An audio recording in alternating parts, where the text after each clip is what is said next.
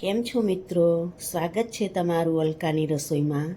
તો આપણે આજે બનાવીશું સાબુદાણાના પાપડ. તે ફરાળમાં ખાઈ શકાય છે.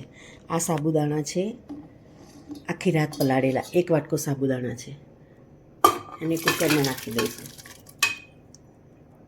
હવે એ જ બાઉલ 2 વાટકા પાણી લઈશું.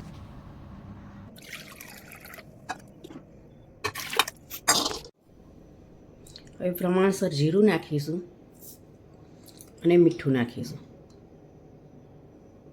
ટેસ્ટ પ્રમાણે. આની 4 વિસલ વગાડીશું.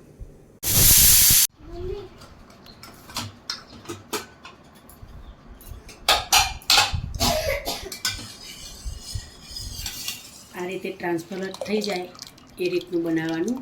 હવે એને પાપડ પાડીશું ઠંડુ થયા પછી. હવે ઠંડુ થઈ ગયું છે એને ચમચા વડે એના પાપડ પાડીશું.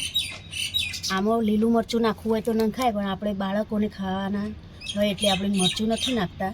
બાકી તમારે મરચું નાખવું હોય તો નાખી શકો છો.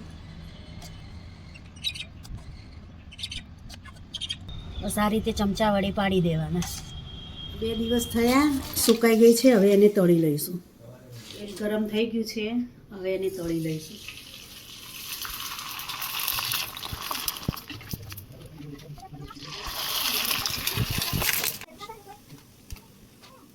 આ બધા પાપડ તળી લઈશું.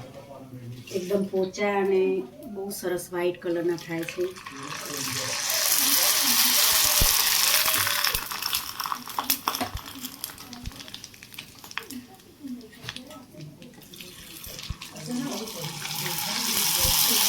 સાબુદાણાના પાપડ તૈયાર છે. એકદમ ક્રિસ્પી બન્યા છે. હાથમાં લઈએ તો એકદમ એટલા બહુ ફાઇન છે. એને ઉપવાસમાં ચા સાથે પણ ખાઈ શકાય છે. મારી રેસીપી ગમી હોય તો શેર કરજો, લાઈક કરજો અને સબસ્ક્રાઈબ કરજો. જય શ્રી કૃષ્ણ.